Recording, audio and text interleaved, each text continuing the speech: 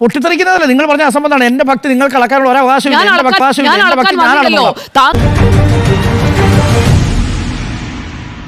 വിശന്നിരിക്കുന്നവന് ഇല കിട്ടാഞ്ഞിട്ട് ഊണ് കഴിഞ്ഞവന് പായ കിട്ടാഞ്ഞിട്ട് എന്നൊരു ചൊല്ലുണ്ട്. നിങ്ങൾ എത്ര പേരത് കേട്ടിട്ടുണ്ടാവും എന്നറിയില്ല. അതുപോലെയാണ് ഇപ്പം നമ്മുടെ നാട്ടിൽ നടക്കുന്ന പല കാര്യങ്ങളും.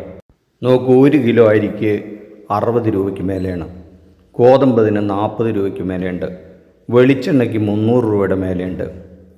എന്തിന് പെട്രോൾ ഡീസൽ എല്ലാം തന്നെ 100 രൂപയ്ക്ക്, പെട്രോൾ പലപ്പോഴും 100 രൂപയ്ക്ക് മേലെയാണ്, 90 രൂപയ്ക്ക് മേലെയാണ് ഡീസൽ എന്ന് വേണ്ട സകല സാധനങ്ങൾക്കും തീ പിടിച്ച വിലയാണ്. അപ്പോൾ അങ്ങനെയുള്ളൊരു കാലഘട്ടത്തിൽ മനുഷ്യൻ ജീവിക്കാൻ നല്ല പെടാപ്പെടുമ്പോൾ ഇവിടെ നടക്കുന്ന ചർച്ച എന്താണെന്നറിയോ നിങ്ങൾക്ക്? നമ്മുടെ അമ്പലങ്ങളിൽ ഷർട്ടിട്ട് കയറണോ ഷർട്ടിടാണ്ട് കയറണോ എന്നുള്ള ചർച്ചയാണ് വലിയ ചർച്ചയായിട്ട് നടക്കണം. പണ്ടത്തെ കാലത്ത് ഈ ആഢ്യന്മാരുണ്ടല്ലോ, വയറ് നിറച്ച് സദ്യയും കഴിച്ചിട്ട് അങ്ങനെ മയങ്ങിക്കിടക്കുമ്പോൾ പരദൂഷണം പറഞ്ഞിങ്ങനെ കിടക്കണ ഒരു വിഭാഗം ഉണ്ടായിരുന്നു. അപ്പോൾ നാട്ടിൽ നടക്കുന്ന ഈ എല്ലാ പരദൂഷണങ്ങളും ആ സമയത്ത് അത്ര പറയുക, നേരം പോക്കെന്നൊക്കെ പറയും. അതൊക്കെയാണ് ഇപ്പോൾ ഈ വാർത്ത കേൾക്കുമ്പോൾ നമുക്ക് ഓർമ്മ വരുന്നത്. ഇപ്പോൾ ഈ രീതിയിൽ ക്ഷേത്രങ്ങളിൽ പോകുന്ന, മേൽമുണ്ട് ധരിച്ചുകൊണ്ട് ക്ഷേത്രത്തിൽ പോകുന്നവരുണ്ട്. ഷർട്ട് ഊരിയതിനു ശേഷം ഷർട്ടില്ലാതെ ക്ഷേത്രങ്ങളിൽ കയറുന്ന ആളുകളെയാണ് ഭൂരിഭാഗം ക്ഷേത്രങ്ങളിലും കാണുന്നത്. എവിടെയെങ്കിലും അങ്ങനെ അടിച്ചേൽപ്പിക്കപ്പെടുന്ന തരത്തിൽ ഷർട്ടിട്ടില്ല അല്ലെങ്കിൽ ഷർട്ടിടാതെ ആണ് കയറേണ്ടത് എന്നുള്ളത് സ്വയം ഏറ്റെടുക്കുന്ന ആളുകളെയാണ് ഞാൻ ക്ഷേത്രങ്ങളിൽ പോകുമ്പോൾ കാണാറുള്ളത്. അല്ലാതെ ഒരാൾ അവിടെ നിന്നുകൊണ്ട് വടിയും പിടിച്ച് നിന്ന് ഷർട്ടൂര് എന്നാൽ മാത്രമേ നിങ്ങൾക്ക് കയറാൻ കഴിയൂ എന്നതൊരു വ്യക്തി എടുക്കുന്ന തീരുമാനമാണ്. ആൾ വടി പിടിച്ചൊന്നും നിൽക്കുന്നില്ല മാഡം. പക്ഷെ അവിടെ ഷർട്ട്, പാൻറ്, ലുങ്കി എന്നിവ ധരിച്ച് ക്ഷേത്രത്തിനകത്തേക്ക് പ്രവേശിക്കാൻ പാടുള്ളതല്ല എന്ന് പറഞ്ഞാൽ അത് ധിക്കരിച്ച ഒരാൾക്കും അങ്ങോട്ട് കയറാൻ പാടില്ല. അങ്ങനെ എന്തെങ്കിലും ഇതിനെ ന്യായീകരിക്കാൻ വേണ്ടി അങ്ങനെ പറഞ്ഞു പോകല്ലേ മാഡം? ഇക്കാര്യത്തിൽ പുരോഗമനപരമായ ചർച്ച ഹിന്ദുക്കളുടെ ആചാരങ്ങളിൽ മാത്രമല്ല എല്ലായിടത്തേക്കും കൊണ്ടുവരാൻ മുഖ്യമന്ത്രി ഇതേ തരത്തിൽ തയ്യാറാകുമ്പോഴാണ് പുരോഗമനപരമായ ചർച്ചയായി ഇത് മാറാൻ പോകുന്നത്. ഇപ്പോൾ ഇത് കുറെ കാലമായി ഇപ്പോൾ സനാതനധർമ്മത്തെക്കുറിച്ച് മുഖ്യമന്ത്രി നടത്തുന്ന പരാമർശങ്ങൾ, അതിനുശേഷം ഈ വിഷയം ഏറ്റുപിടിക്കുന്നത്, അതൊക്കെ വളരെ നിഷ്കളങ്കമായി ചെയ്യുന്ന ഒന്നാണ് എന്ന് ഞാൻ കരുതുന്നില്ല. വിശാല മനസ്സോടെ ഏകീകരണ തീരുമാനത്തിൽ എത്തുന്നതിനായിട്ടുള്ള ഒരു ചർച്ച എന്നൊക്കെയാണ് പറയുന്നത്. ശബരിമല സ്ത്രീ പ്രവേശന വിഷയ കാര്യത്തിലും ആദ്യമെടുത്ത നിലപാടിൽ നിന്ന് രാത്രിയുടെ മറവിലായാൽ പോലും അവിടെ ശബരിമലയിലേക്ക് സ്ത്രീകളെ കൊണ്ടുചെന്നെത്തിക്കും എന്ന് പറഞ്ഞ് അത് നടപ്പാക്കുന്ന ഒരു നിർബന്ധ ബുദ്ധി പിന്നീട് എങ്ങനെയാണ് CPIM-ന് തിരിച്ചടിയായത് എന്നുള്ളത് അവർ കണ്ടതാണ്.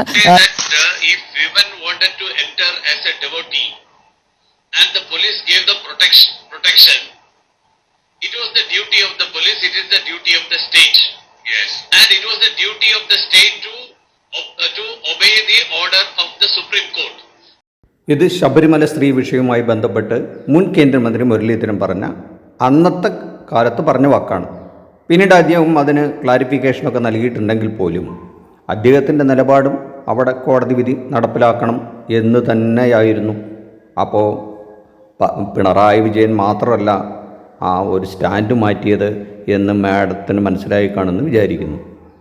3 പേരിൽ ഒരാൾക്ക് വിശ്വാസത്തോടെ ക്ഷേത്രങ്ങളിൽ സ്ഥിരമായി പോകുന്നയാളുണ്ടാകാം, ഒരാൾ വല്ലപ്പോഴും പോകുന്നയാളുണ്ടാകാം, ഒരാൾ പോകാത്തയാളുണ്ടാകാം. അത് അദ്ദേഹത്തിന്റെ അഭിപ്രായ പ്രകടനങ്ങൾ കേവലം ഒരു മതത്തിലേക്ക് അല്ലെങ്കിൽ ഒരു വിശ്വാസത്തിലേക്ക് മാത്രം ചുരുക്കപ്പെടുന്നു എന്നുള്ളതാണ്. സനാതനധർമ്മത്തിന്റെ കാര്യത്തിലായാലും ഇപ്പോഴത്തെ ഈ ഷർട്ടിട്ട് കയറുന്നതിനെ കുറിച്ചായാലും എൻ്റെ അഭിപ്രായത്തിൽ നമ്മൾ ഏത് സ്ഥലത്തായാലും, അത് ഹിന്ദു ആയാലും ക്രിസ്ത്യൻ ആയാലും മുസ്ലിം ആയാലും ജൈനനായാലും പാഴ്സി ആയാലും, എന്താണോ അവനവന്റെ വിശ്വാസം ആ രീതിയിൽ ആ വ്യക്തിയാണ് തീരുമാനമെടുക്കേണ്ടത്. അത് ആരെങ്കിലും അടിച്ചേൽപ്പിക്കുന്ന രീതിയിൽ ഇങ്ങനെ ആയാൽ മാത്രമേ നിങ്ങൾക്ക് പ്രാർത്ഥിക്കാൻ കഴിയൂ എന്ന് പറഞ്ഞുകൊണ്ട് അടിച്ചേൽപ്പിക്കുന്ന രീതിയിൽ ക്ഷേത്രങ്ങളിൽ നടക്കുന്നുണ്ട് എന്നുള്ള ഒരു ധ്വനി കൊണ്ടുവരുന്നത് ശരിയല്ല. ഈ ബോർഡ് ഒന്നും കൂടെ വായിച്ചേ മാഡം, എന്നിട്ട് നമുക്ക് ധ്വനിയെ പറ്റി പറയാം. പുരോഗമനപരമായ ഒരു ചർച്ച നടക്കുമെന്ന് മുഖ്യമന്ത്രി പറഞ്ഞതിൽ എനിക്ക് പ്രതീക്ഷയുണ്ട്. ആ പുരോഗമനം കേവലം ഒരു വിശ്വാസത്തിൽ മാത്രം ഒതുക്കരുത് എന്നുള്ളതാണ് ബഹുമാനപ്പെട്ട മുഖ്യമന്ത്രിയോടുള്ള എൻ്റെ റിക്വസ്റ്റ്. ഇപ്പൊ കാര്യം പിടികിട്ടി. ഇത് മുഖ്യമന്ത്രി പിണറായി വിജയൻ മുന്നോട്ട് വെച്ച ചർച്ചയുമല്ല. അതാദ്യം പറഞ്ഞിരിക്കുന്നത് ശിവഗിരി ധർമ്മസംഘം ട്രസ്റ്റ് പ്രസിഡന്റ് സ്വാമി സച്ചിദാനന്ദയാണ്. സമ്മേളനത്തിൽ ആദ്യം അതിനെപ്പറ്റി പ്രതികരിച്ച് അതിനെ ശരിവെച്ചുകൊണ്ടാണ് മുഖ്യമന്ത്രി പിന്നീട് സംസാരിച്ചത്. ഒരു കാലത്ത് ബ്രാഹ്മണർ മാത്രം ക്ഷേത്രങ്ങളിൽ പോകുന്ന കാലമായിരുന്നു. അതിനുശേഷം എന്തൊക്കെയാണ് ഇവിടെ നടന്നിട്ടുള്ളത്? ഒരു വിപ്ലവം ഉണ്ടാകുന്നു, ഒരു സമരം ഉണ്ടാകുന്നു, ക്ഷേത്രപ്രവേശനം നടക്കുന്നു, പിന്നെ സ്ത്രീകൾക്ക് മാറുമറയ്ക്കാനുള്ള അവകാശം ഉണ്ടായിരുന്നില്ല, പിന്നെ അത് മാറുമറയ്ക്കുന്നതിലേക്ക് എങ്ങനെ വന്നു എന്നൊക്കെ നമുക്ക് അറിയാവുന്നതാണ്. ഇപ്പൊ കാര്യങ്ങളൊക്കെ വ്യക്തമായല്ലോ. ഈ ദേവന്റെ ചൈതന്യം ശരീരത്തിലേക്ക് പ്രവേശിക്കാൻ എന്നൊരു വാദം അവിടെ നിൽക്കുന്നു. ഷർട്ടൂരിയാൽ ദേവന്റെ ചൈതന്യം ശരീരത്തിലേക്ക് പ്രവേശിക്കുന്നു എന്ന് പറയുമ്പോൾ സ്ത്രീകൾക്ക് ദേവന്റെ ചൈതന്യം കിട്ടുകയില്ലേ? ഭക്തരായ സ്ത്രീകൾ ക്ഷേത്രത്തിലേക്ക് പോകുമ്പോൾ ആ ചൈതന്യം കിട്ടുകയില്ല എന്ന ചോദ്യം അവിടെ നിൽക്കുകയാണ്. അങ്ങനെ ചോദിച്ചാൽ അത് അറിയണം. എന്നിട്ട് എന്താ കാര്യം? എന്ത് ചെയ്താലും നന്നാവില്ലെന്ന് പറഞ്ഞ് ഈ ലോകത്ത് കുറെ എണ്ണം അവതരിച്ചിട്ടുണ്ട്. എന്നാണാവോ ഈ നാടിന് ഇതിന്നൊക്കെ ഒരു അപ്പൊ പൂണൂലുള്ള വ്യക്തിയെ കണ്ടാൽ തിരിച്ചറിയണം. അതിനുവേണ്ടി നിങ്ങൾ ഉടുപ്പ് ഊരിയണം, ബനിയന് മൂരണം എന്നാണ് പറഞ്ഞിരിക്കുന്നത്. ഷർട്ട് മാത്രമല്ല, ബനിയന് മൂരണം എന്നാണ് പറഞ്ഞിരിക്കുന്നത്. മറ്റൊരിടത്ത് എന്തുകൊണ്ടാണ് ഇതെന്ന് പറഞ്ഞപ്പോൾ ചില ചർച്ചകളിൽ പങ്കെടുത്തുകൊണ്ട് ചില ആളുകൾ പറഞ്ഞത് ചില ചക്രങ്ങൾ നെഞ്ചിനുള്ളിലുണ്ട്. ചിലരുടെ സ്ത്രീകളുടെ ചക്രങ്ങൾ, ഇപ്പോൾ ആദ്യ ചക്രമോ മറ്റോ അത് നെറ്റിയിലാണുള്ളത്, എന്നാൽ പുരുഷന്മാരുടേത് അങ്ങനെയല്ല, നെഞ്ചിലാണുള്ളത് തുടങ്ങിയ വിദണ്ഡവാദങ്ങളാണ് ഉന്നയിക്കുന്നത്. യഥാർത്ഥത്തിൽ ഇതൊന്നും തന്നെ നോർത്ത് ഇന്ത്യയില് ചക്രം കിട്ടുന്നില്ല. നോർത്ത് ഇന്ത്യൻ ചക്രം കിട്ടുന്നില്ല. മാത്രം ചില ക്ഷേത്രങ്ങളിൽ ഈ ചക്രം വേണ്ടേ എന്നൊരു പ്രധാനപ്പെട്ട ചോദ്യമുണ്ട്. ശബരിമലയിൽ പോയാൽ ഈ ചക്രം വേണ്ടേ എന്ന് നായർ സ്ത്രീകൾക്ക് മാറുമറയ്ക്കാൻ കഴിയാതിരുന്നതിനെ വിമർശിച്ചുകൊണ്ട് സ്വദേശാഭിമാനി എഴുതുന്നുണ്ട്. 1859 രാജവിളംബരത്തിലൂടെ ചാന്നാർ കലാപത്തിന് ശേഷം വലിയ രീതിയിൽ ഈ മേൽമുണ്ട് ധരിക്കാൻ എല്ലാ സ്ത്രീകൾക്കും അനുവാദം കിട്ടുന്ന സാഹചര്യത്തിൽ പോലും പത്മനാഭസ്വാമി ക്ഷേത്രത്തിനുള്ളിലേക്ക് പ്രവേശിക്കണമെങ്കിൽ നായർ സ്ത്രീകൾ മേൽമുണ്ട് മാറ്റണം.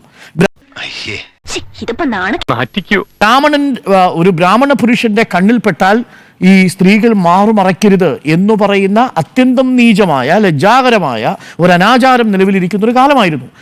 അവർ മറയ്ക്കാതിരുന്നു. കാര്യം കൊതിപ്പിക്കല്ലേ ഭഗവാനെ. അവർ വിശ്വസിച്ചിരുന്നത് ഇതൊരു വലിയ ആചാരമാണ്, അത് ദൈവകോപം ഉണ്ടാവും എന്നൊക്കെയാണ് അവരെ പറഞ്ഞ് വിശ്വസിപ്പിച്ചിരുന്നത്.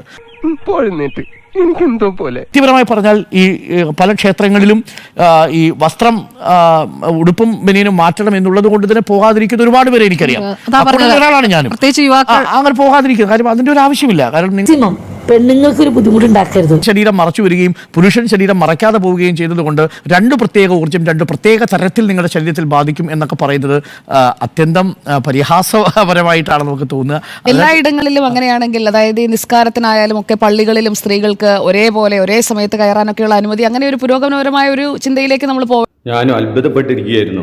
എന്താ മേഡതൊക്കെ കേട്ടിട്ട് മിണ്ടാതിരിക്കണമെന്ന്. നമ്മളിപ്പോ ചർച്ച ചെയ്തുകൊണ്ടിരിക്കുന്ന വിഷയം അല്ല, ഈ വിഷയം കൂടി ചർച്ച ചെയ്യാമല്ലോ. ആ വിഷയം ആരാ പറഞ്ഞത്? അല്ല, ഞാൻ പറഞ്ഞതാണ് താങ്കളോട്. താങ്കൾ ഇത്രയും പുരോഗമനപരമായി ചിന്തിക്കുന്ന ഒരാളായതുകൊണ്ട് ആ വിഷയത്തിൽ താങ്കൾ പറഞ്ഞതുകൊണ്ട് അമ്പലത്തിൽ പോകാറില്ല എന്ന്. താങ്കൾ അവസാനം ക്ഷേത്രത്തിൽ പോകുന്നത് തന്നെ ഏറ്റവും കൂടുതൽ പോയത് അമ്മയുടെ കൂടെ നിർബന്ധപൂർവ്വം പോയതാണ്. അതെങ്ങനെ നിങ്ങൾക്ക് പറയാൻ പറ്റും? താങ്കൾ പറഞ്ഞത് എനിക്കറിയാം.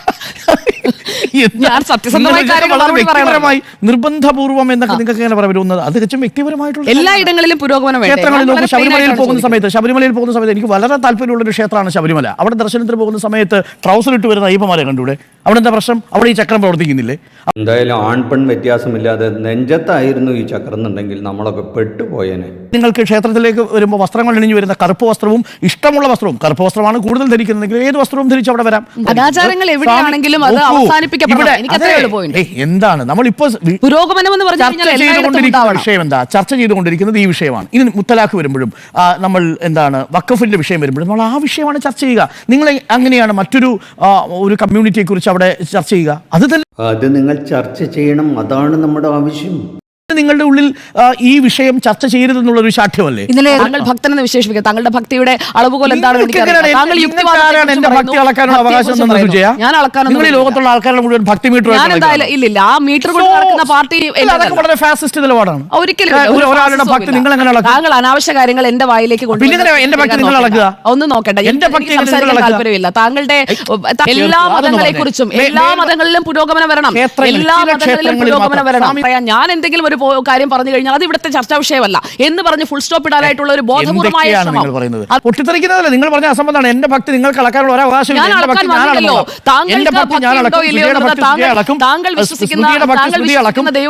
ഗുരുവിലുണ്ടാവുക. വന്ദിച്ചില്ലെങ്കിലും നിന്ദിക്കരുത്. താങ്കൾ എന്തൊക്കെയാണ് പറയുന്നത്? ബാക്കി എല്ലാവരും നിഷേധിച്ചു. താങ്കൾ മാത്രമാണ് ശരി സ്ഥാപിക്കാനായിട്ടുള്ള പറ്റിക്കാൻ കഴിയും പ്രേക്ഷകർ. എന്റെ ശതമാനക്കണക്ക് അളക്കേണ്ടത് ഡോക്ടർ. എന്റെ അഭിപ്രായം ഞാൻ പറഞ്ഞു.